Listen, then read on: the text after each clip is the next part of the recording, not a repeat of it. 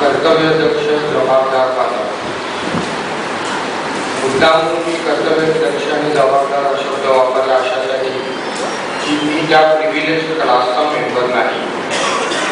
I would like to confess, I have two daughters, both are taking education in Balmohan Vidya Mandir. If you ask me what are their subjects, I will find it difficult to list them out. त्यामुळे आधी सगळ्यात तुमच्या सर्व पालकांचं अभिनंदन कर्तव्य दक्षता दाखवल्याबद्दल. आशा एवढीच आहे की हा उत्साह या वर्षापुरता मर्यादित राहणार नाही.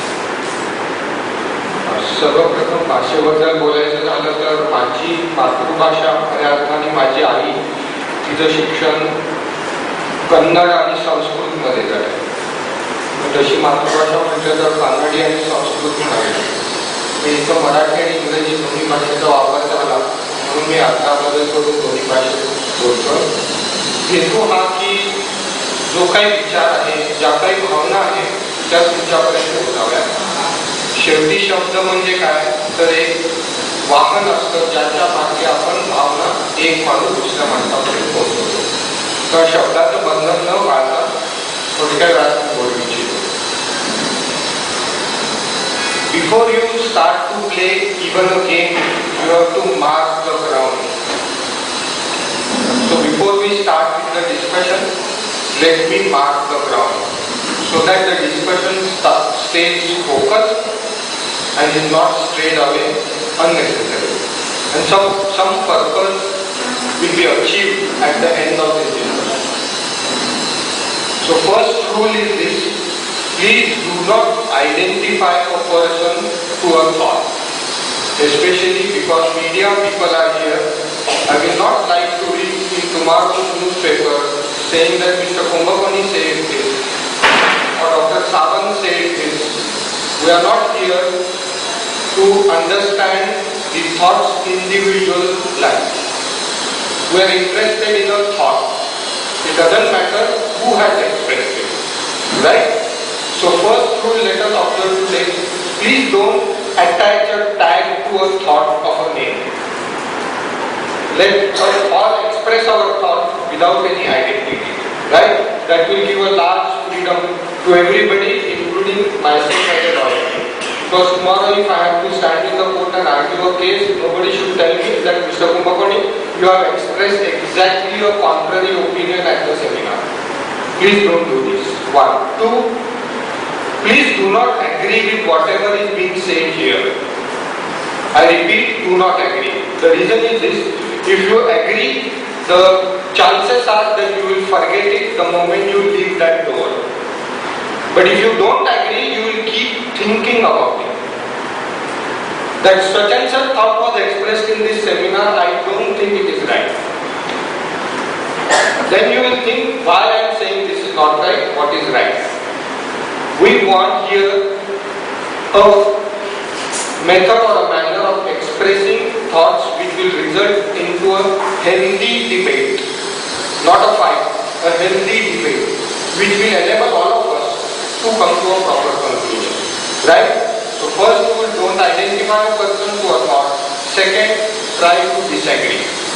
Third most important is that we are here really not to criticize anybody.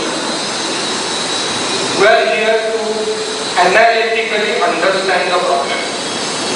There is no point in saying SSC board is right, government is wrong, or CBSE is right, ICSE is wrong, or the High Court was not right, or that the government was wrong.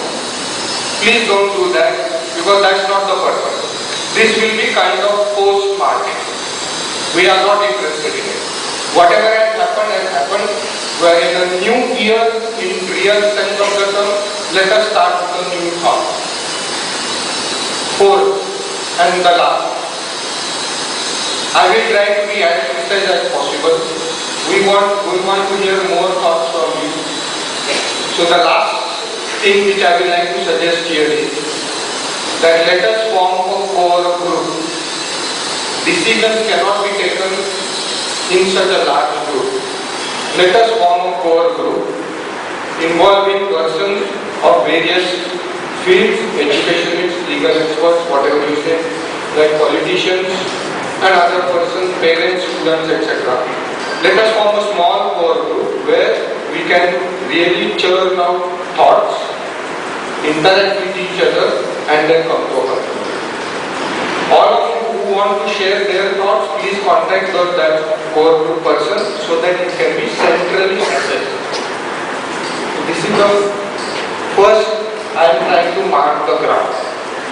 Now one more very important thing, I want to make an allegation here against the parents specifically. That allegation is born out of huge experience which I have. I was Advocate General of the state for 3.5 years, Judge of the High Court for a small period, and I have been working in the field of education related litigation for more than 10 years. My experience tells me that parents forget about the issue the moment the problem of their child either is resolved or not resolved. I have seen floating population, so to say, relating to a problem. There has never been a consistency in the group which I hope by this organization has come into being. In case of medical and engineering education, I have found that a parent is interested in fighting a litigation till he comes to a conclusion whether his son or daughter is getting admission or not. Either they get admission, they forget about the problem. They don't get admission, they forget about the problem. Next year you see new faces who don't know anything of the past. Unfortunately, in the field of 10th standard admissions also, same thing has happened.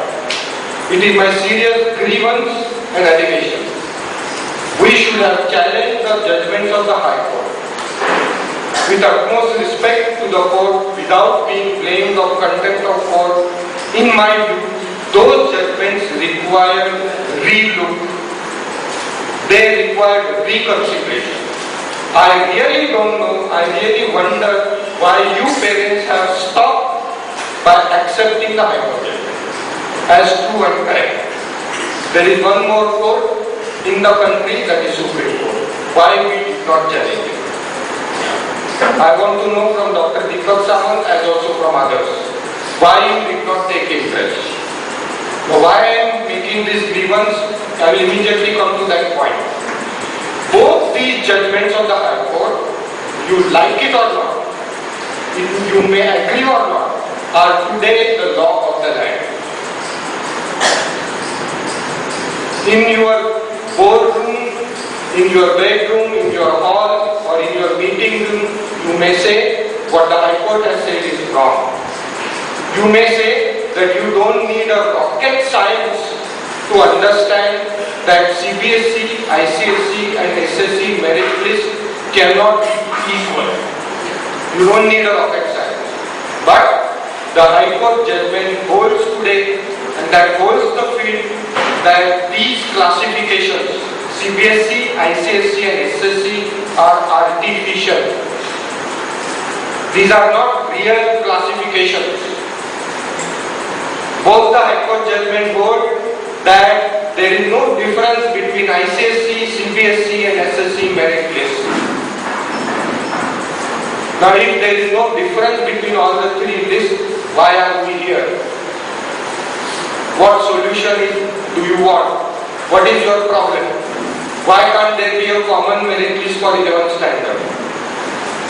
If there is no distinction between the merit drawn by ICSE, CBSE and SSE. This is the first stumbling block for all of you for the further litigation. Please bear this in mind. As a lawyer, I will be failing in your duty if I don't inform you that this is what the law of the land is. So what is your problem? What is the solution that you want? If the merit drawn by all the three boards is same, identical, comparable. Please understand this situation and then we will start with the further discussion. Secondly, the issue which is there in front of us is not just a legal issue. Please don't blame lawyers and